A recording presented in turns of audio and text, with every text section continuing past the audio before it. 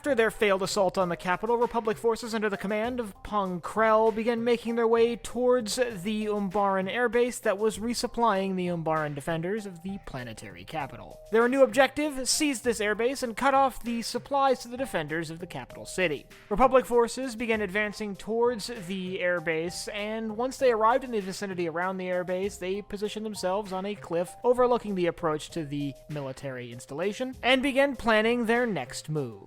The objectives of Republic forces in this engagement were relatively simple: push through the gap and seize control of this vital piece of military infrastructure, cutting off supplies to the capital city. Meanwhile, on the opposite side, the Umbarans, with a vast amount of resources at their disposal, hoped to defend the airbase against any Republic attack and continue supplying the defenders of their capital city. On the Republic side, Republic forces included the entirety of the 501st Legion. Meanwhile, the Umbarans had a significant defensive force on the airbase, notably 3 armored divisions and several heavy artillery units. The terrain around the airfield, however, was not susceptible to an easy assault, forcing forces in large formations into narrow gaps, creating choke points that would make it easier for a defender to eliminate an attacking force. Seeing this, Republic forces suggested a series of smaller attacks. However, this was turned down by Pong Krell, who insisted an immediate frontal assault through the gap be made. To add to the complexity of the situation, it's mentioned that Republic forces do not have air support. While it's not exactly clear where Republic air forces had gone, it's likely they were either defending Obi-Wan's forces near the capital or carrying out bombing raids against other strategic points across the planet. As a result, the 501st would have to make their advance on the airbase alone. Breaking off into single squads, they began advancing single file through the narrow gorge that leads towards the airbase.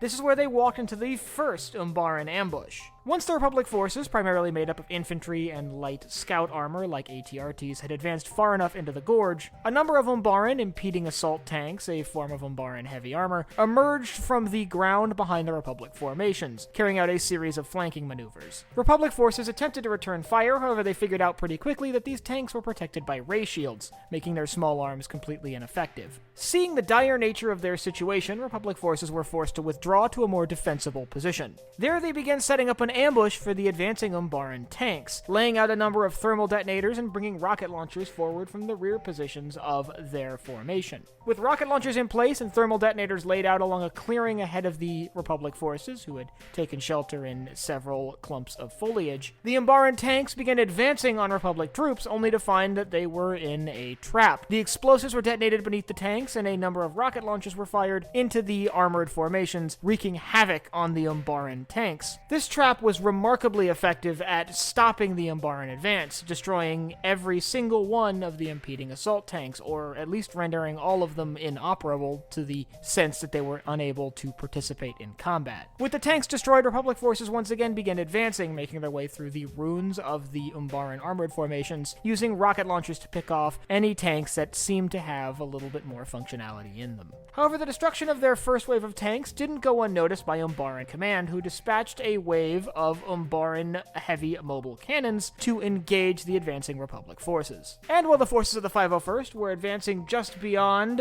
the debris field left following the destruction of the impeding assault tanks, they found themselves face to face with a number of massive Walker-like artillery vehicles, the Umbaran heavy mobile cannons. These cannons almost instantly opened fire with long-range artillery pieces, which were devastating to Republic forces, once again forcing Republic troops to withdraw to more defensible positions. This, however, was met with a rant from General Krell about how Republic forces needed to continually advance. While taking shelter in denser parts of the forest, a plan was hatched. 2 clone troopers would be dispatched to bypass the Umbaran formations, sneak into the airbase, commandeering 2 starfighters, and use those starfighters against the heavy artillery pieces now bearing down on Republic troops. So while the main body of the 501st held their ground, doing the best they could to prevent these tanks from advancing any further into Republic positions, these 2 clone troopers snuck inside the base and, using the destruction of a tree around the base perimeter, were able to create a distraction and steal a pair of starfighters. On their way out of the base, airbase, these two starfighters laid waste to Umbaran defensive forces positioned within the facility, destroying a large number of armored units that had been stationed on the tarmac, as well as a number of other starfighters. With the base's defenses now crippled, these two commandeered starfighters made their way towards the gorge, where, using their plasma cannons, they quickly destroyed the mobile heavy cannons that had been bearing down on the members of the 501st, who had been barely holding out. With the Umbaran armor in the gorge destroyed and the defenses around the airbase taken care of, Republic forces were then able to advance nearly unopposed into the airbase, taking a large number of prisoners and seizing the facility with very little confrontation. With the airbase now in Republic hands, the engagement drew to a close. While the Battle of Umbara continued to rage on, this specific engagement could be considered a Republic victory, albeit a costly one. But Republic forces had managed to successfully seize the airbase that was supplying the defenders around the capital city, after earlier assaults on the capital city had failed. If you'd like to learn more about those attacks, the ambushes along the road to the capital city, I'll leave a link in the upper right-hand corner to my battle analysis on that engagement. And if you have any other engagements you'd like to see covered in future episodes of Battle Analysis, you can let me know down below in the comments.